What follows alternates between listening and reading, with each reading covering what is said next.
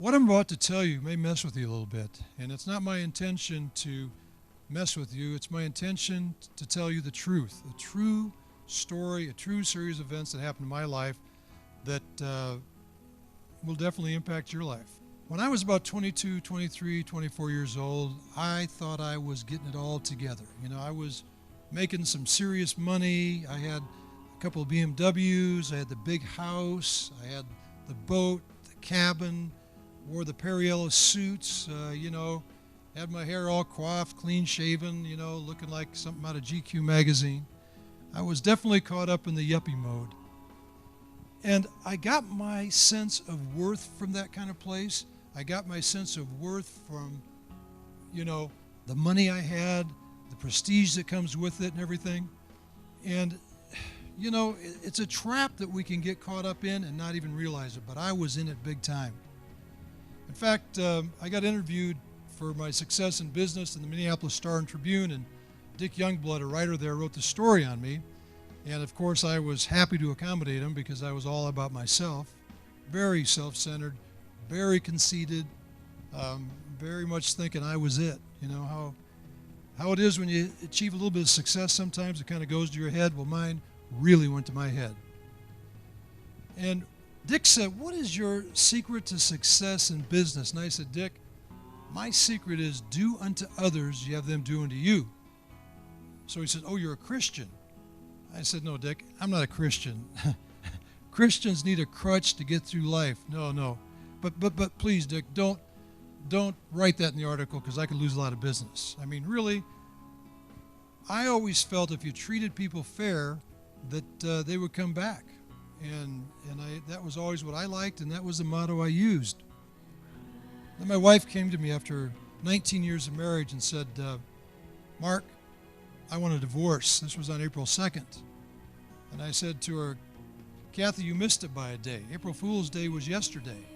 See, on April Fool's Day, she used to play these jokes on me.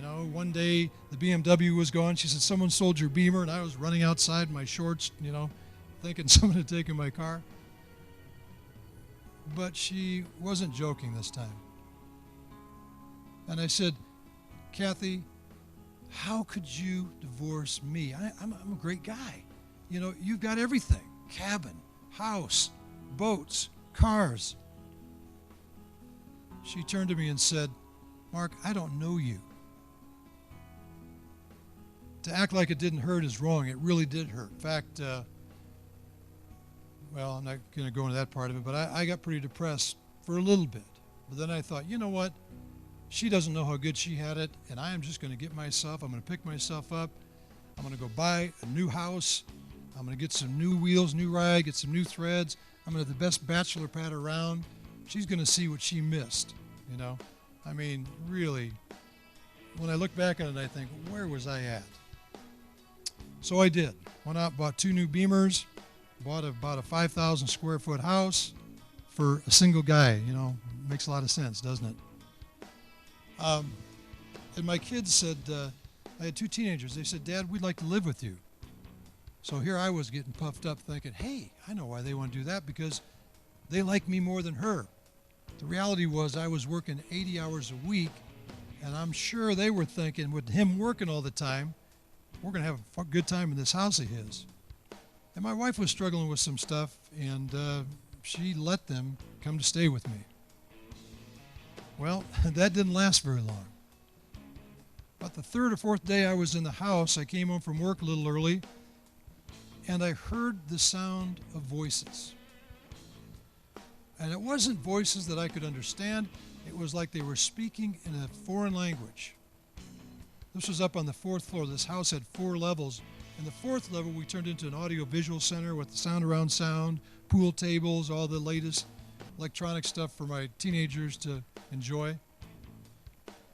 And I stood at the stairway and I heard these voices, and I thought, you know what? The stress of this marriage is messing with my head. But then they didn't stop. And I thought, you know what? I got to lay down. This doesn't make any sense. See, I was an evolutionist. I was pretty much an atheist. I didn't get into God. I didn't get into anything outside of what you could see. That's why I kind of look down on Christians and people like that needed what I would call a crutch to get through life, you know. So I went and laid down in the bed at 5 in the afternoon and kind of pulled the covers over my head and fell asleep for about an hour and got up and went to pick up my kids who were staying at their mom's house. They had dinner with her, were staying there, and I went over there and she said, "Mark, Andy and Aaron don't want to come to your house anymore." And I said, "You guys, we've been in the house for less than a week. How can you say that?" And they said, "Dad, your house is haunted." And I went over and grabbed my son and hugged him and said, "Andy, thank God." And he said, "No, Dad, this is not good." I said, "No, Andy, it's good." Here I was thinking I was losing my mind, and to have somebody else tell me I wasn't, really basically that's the impact that it had on me. So anyway, I called the previous owner up, curious about it, and I said, "Hey, you know, when you sold me this house, was there anything strange about this house?" And he said, "I don't really want to talk about it, but maybe my wife will shed some light on it." He was a conservative Republican businessman like myself, you know, not a guy that was into, you know, weird stuff, New Ager, any of that kind of stuff. Conservative dude like myself. You'd have to be to pay for that house. Well, his wife got on the phone and said, "Well, we had to leave because of the spirits." And I'm thinking to myself, here's another confirmation. Well, my son Andy wanted to stay at the house with me. My daughter wouldn't go near it anymore because the spirit was really cruel. It was, now a term people use is demonic. It was bizarre. But my son wanted to stay with me, so he came over one night. Most of the time I was at the house by myself. And about 2 in the morning, I heard this scream. And I got up, ran into the hallway, and there was my son. And Andy's about 6'2", and he was a pretty physical kid. He was pretty thin, but he was very strong. And he was standing there in a catatonic stage. I mean, he was like frozen. And I could see this thing coming up the stairs. And I waved my fist and I said, "Get the beep out of here. Leave us the beeping alone."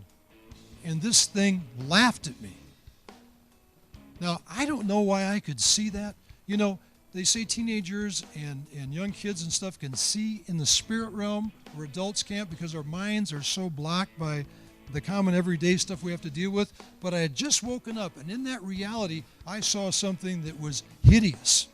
And as I waved my fist through it, "Mister, I got my life together. I'm so in charge of my life. I'm so in control." I felt totally helpless because I couldn't do anything to stop that spirit. In fact, that spirit was laughing at me.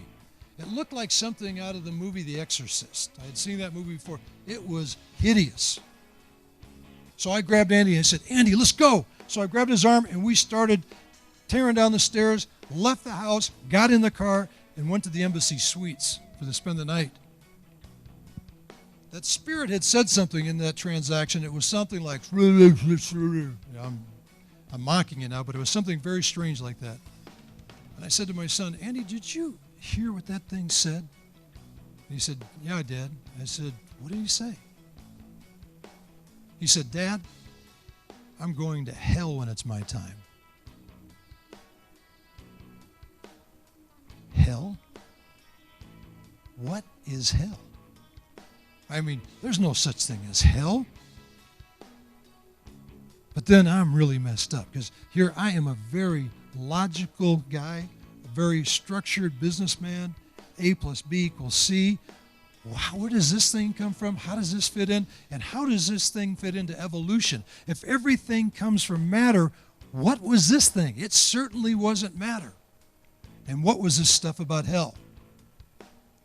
So I had enough. I put the house up for sale. And when I was listing it with the realtor, they said, "Do you want to list any reason why you're selling it? You know, you just bought it." And I said, "Well," and this is something I did have in business, and I think pretty much throughout my life, was integrity. And I said, "Well, put in small print because of spirits." Somehow I didn't want the same thing that happened to me with the previous owner to happen to somebody else, even though, to be honest with you, if the previous owner had told me that, I would have thought, this guy's a loony bin, you know. I wouldn't bother me one bit. So I put the house up for sale. Somebody at the Minneapolis Star-Tribune, maybe somebody that read the article about a month or two earlier on the Businessman of the Year award deal, saw, I don't know if they thought it was a joke or not, but they called the Minneapolis Star and Tribune. And on Sunday morning when I went out to get the paper, all of a sudden there's a cameraman taking my picture. I'm in my shorts. I said, "What are you doing, buddy?" He said, "Don't worry, it'll appear from the waist up, you know." And the next few days later, I see my picture in the Minneapolis Star and Tribune in the Metro section, ghost house for sale, and there I am, my picture. Now my brother, who's my business partner, calls me up and says, "Mark, what is going on?" I said, "Paul, I had nothing to do with this." "Mark, do you know what this could do to our business? Ghost house of the year? This makes you look like a freak." I said, "Paul, I don't know anything about what's going on, man. It's not something you promote, you know, but there was a reason for that picture, and I'll tell you about that shortly." So anyway, I'm stressed out. My kids are staying at their mom's house. I'm single now. I'm thinking, I got to go out and listen to some music. I got to just do something, relax. You know, I don't drink. I haven't drank for 29 years. I don't do any drugs. I don't even take caffeine, so I'm pretty much a health nut. But I do like to go out and hear music. So I went out to a jazz club, and Cynthia Johnson was out there, the woman that did the song Funky Town years ago, and she was singing, and I was sitting up close to the stage because I, still had some money, and just watching the music, listening to music, because music always put me in such a peaceful place. At the end of the set, she came down and saw me at the table, and she said, "Hey, you're the ghost guy, aren't you?"